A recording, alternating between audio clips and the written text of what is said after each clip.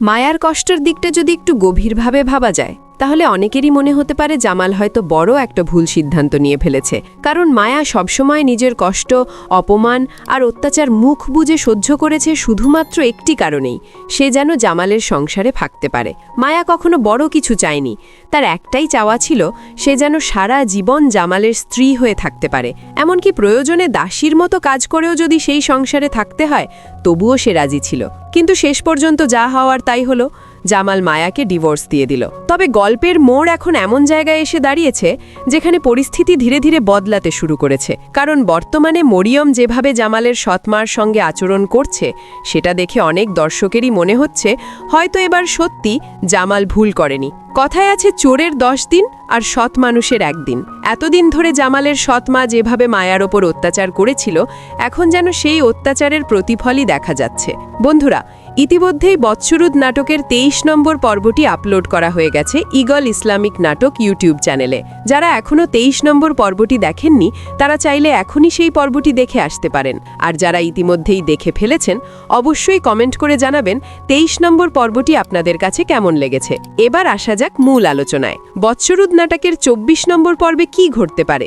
দর্শকদের মধ্যে সবচেয়ে বেশি আলোচনার বিষয় হচ্ছে মায়া এবং বজরুলকে ঘিরে। 24 নম্বর পর্বে দেখা যেতে পারে বজরুল নিজেই মায়াকে সরাসরি বিয়ের প্রস্তাব দেবে। বজরুল অনেক দিন ধরেই মায়াকে লক্ষ্য করছিল। মায়ার সরলতা, তার পরিশ্রম এবং তার ধৈর্য হয়তো তাকে গভীরভাবে প্রভাবিত করেছে। তাই সে মনে করছে মায়াকেই সে নিজের জীবনের সঙ্গী হিসেবে চাই। কিন্তু প্রশ্ন হলো, মায়া কি এই প্রস্তাব গ্রহণ করবে? সম্ভবত মায়া প্রথমে এই প্রস্তাব রাজি হবে না, কারণ মায়া খুব ভালো করেই জানে সে এই বাড়ির একজন কর্মচারী আর বজরুল এই বাড়ির মালিক পরিবারের সদস্য। এই ধরনের সম্পর্ক সমাজ খুব সহজে মেনে নেয় না। গ্রাম, প্রতিবেশী কিংবা আত্মীয় স্বজন অনেকেই হয়তো এই বিষয়টি নিয়ে নানা ধরনের কথা বলতে পারে। তাই মায়া হয়তো নিজের সম্মান এবং বাস্তবতা চিন্তা করে বজরুলের প্রস্তাব প্রত্যাখ্যান করতে পারে। অন্যদিকে গল্পের আরেকটি গুরুত্বপূর্ণ দিক হচ্ছে মরিয়ম এবং জামালের সৎমার সম্পর্ক। মরিয়ম কিন্তু খুব সাধারণ চরিত্র নয়, সে অনেক হিসেব করে চলতে জানে।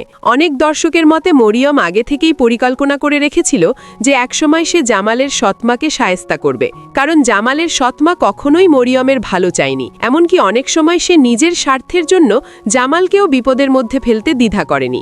শোনা যাচ্ছে 24 নম্বর পর্বে মরিয়ম এমন কিছু পদক্ষেপ নিতে পারে যার ফলে জামালের সৎমা খুবই অস্বস্তিকর অবস্থায় পড়ে যাবে। এমনকি যেসব কাজ এতদিন মায়াকে দিয়ে করানো হতো সেগুলোর কিছু কাজ এবার মরিয়ম তার শাশুড়ি অর্থাৎ জামালের সৎমাকে দিয়েই করাতে পারে। এই বিষয়টি দেখে অনেক দর্শকই সন্তুষ্টি প্রকাশ করেছেন, কারণ তারা চেয়েছিলেন যে অন্যায় এতদিন হয়েছে তার কিছুটা হলেও যেন শাস্তি পাওয়া যায়। তবে অন্যদিকে অনেক দর্শক আবার এই বিষয়টি নিয়ে অসন্তোষও প্রকাশ করেছেন যে কেন জামাল এবং মায়ার সম্পর্কটিকে ভেঙে দেওয়া হলো। অনেকেই মনে করছেন শেষ পর্যন্ত হয়তো আবারও গল্পে বড় একটি পরিবর্তন আসতে পারে। সম্ভবত ভবিষ্যতে এমন কোনো সত্য সামনে আসবে যার ফলে জামাল বুঝতে পারবে সে কত বড় ভুল করেছে। আর তখন হয়তো এমনও হতে পারে জামাল মরিয়মকে ডিভোর্স দিয়ে আবার মায়াকে নিজের জীবনে ফিরিয়ে আনার চেষ্টা করবে। তবে সেটি আদৌ সম্ভব হবে কিনা, নাকি মায়া তখন বজরুলের সঙ্গে নতুন করে সংসার শুরু করবে, সেই উত্তর লুকিয়ে আছে আগামী পর্বগুলোতে। সব মিলিয়ে বলা যায় বৎসরুদ নাটকের 24 নম্বর পর্বটি হতে যাচ্ছে অত্যন্ত গুরুত্বপূর্ণ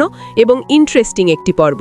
আর যারা এই পর্বটি মিস করতে চান না তারা অবশ্যই আমাদের ইউটিউব চ্যানেলটি সাবস্ক্রাইব করে অল নোটিফিকেশন অন করে রাখবেন, কারণ বৎসরুদ নাটকের 24 নম্বর পর্বটি আপলোড করা হবে আগামী মঙ্গলবার দুপুর 3টে শুধুমাত্র ঈগল ইসলামিক নাটক ইউটিউব চ্যানেলে। তাই নতুন পর্বটি প্রকাশ হওয়ার সঙ্গে সঙ্গেই আপনার কাছে নোটিফিকেশন চলে যাবে এবং আপনি সবার আগে এসে এই পর্বটি দেখে নিতে পারবেন।